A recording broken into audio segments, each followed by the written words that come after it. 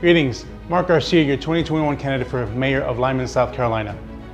Today I wanted to take some time and keep building on the foundation of what Lyman is, was, and what could be.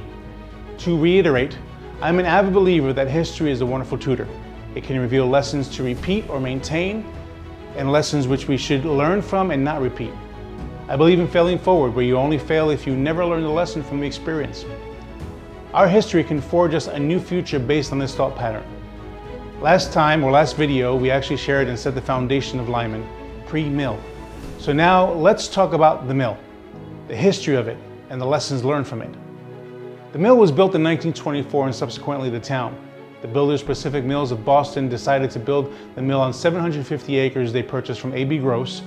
And some say $6 million was spent as they built 375 houses, a 12-room school, a community building, which later played host to President Jimmy Carter, and they also converted some existing buildings to suit their use.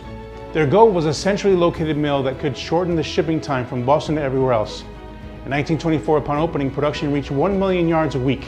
By 1977 and 78, it reached 1 million yards per day, a town with ingenuity flexing its muscles. A.B. Gross and the mill worked hand in hand to build what we know to be the town we live in, Lyman. Lyman was incorporated in 1954 and named in honor of the president of the Pacific Mill, Arthur Theodore Lyman. Arthur Lyman was known also as an overseer of Harvard University during his transformation and launching of Harvard Business School. A town named after an enterprising, integral man. Most knew Arthur Lyman to be fair but demanding. The first mayor was John Blackwell. Folks would gather at homes to do Bible study until some of the group who were mill workers got the bright idea from their ingenuity to build a church building. William Gross, mayor in 1985, described Lyman as the new kid on the block. Lyman was known as the biggest central business district as we hosted the Lyman printing and finishing plant of M. Lowenstein Corporation, which was the area's biggest employer at the time. William Gross stated in a 1985 news article, "We're between two international trade zones. We have easy access to the airport. We're only 200 miles from shipping lanes. We are in the center of markets the big corporations seek to serve." I believe the concept of this is still true today. Partnerships with other local towns can help Lyman become this very thing anew. In February 2000, the plant announced that they would be cutting all but 40 jobs. In 2005, the doors of the mill officially closed. From 1924 to 2005 was 81 years of building, living life, and enjoying every moment of it. Within those 81 years, annual payroll reached $20 million, and 2,400 employees earned that salary in a 2.75 million square foot building, distributing millions of yards of fabric throughout the country. Today, it's a reminder of what used to be, a sad, nostalgic reminder of how yesteryear was. An article announcing the job cuts from the plant stated, "If this someday means shutting down the Lyman mill completely," Spartanburg County officials say, they're ready to react. Carter Smith of the Spartanburg County Economic Development Corp said he's already thinking about that possibility. It further stated that he spoke to the Springs officials, but they hadn't given the go-ahead to begin attracting new industry to that location, which Smith states should be an easy job given its accessibility to Highway 29, 290, and I-85. So I would ask, what happened? Apparently after 16 years since the closure, 36 years since the statement, it would appear is not as easy as they thought. I believe it was not as easy as previously thought because of disappointment. A community which was disappointed and that had the rug pulled out from under them resulted in a communal void. This void was filled with what many would call a mourning process. All the eggs were in one basket, the mill. They mourned the loss of hope, the loss of progress, the loss of prosperity, because everyone and everything hinged on the mill.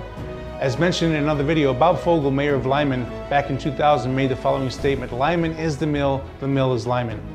This may have sounded pretty at the time, but proved to be a stumbling block that would last close to 2 decades. Lyman is not the mill, and the mill is not Lyman. As mayor, I seek to redeem this statement and say Lyman is the people, and innovative, forward-thinking, and honorable people. We cannot allow an industry or business to define our town. Our town must be made up of the character traits of its people. Since 2000, the upstate has seen significant growth overall. When the conversation began about the mill closing in 1985, the focus should never have been attracting new industry. It should have been about attracting new enterprises and families. new businesses that could help the overall economy. This can be seen in cities of Greenville, Greer, and Simpsonville.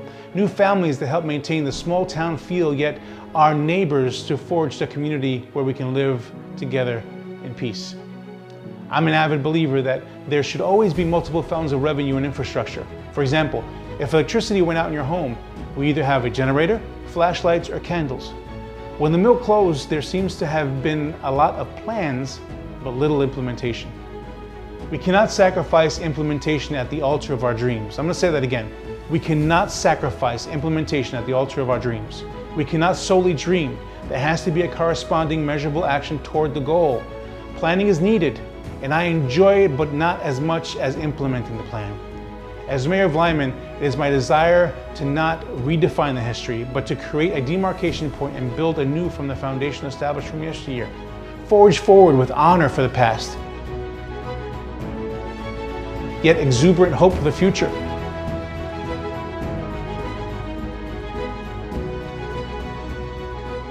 I hope this video has helped you understand the past and the promise of tomorrow for Lyman. Documented history is limited, but please feel free to ask any questions in the form below. I want to thank you for investing this short time to my candidacy as mayor. I am Marc Garcia, 2021 candidate for Mayor of Lyman, South Carolina. Vision, empowerment, and integrity is what I stand for. God bless Lyman.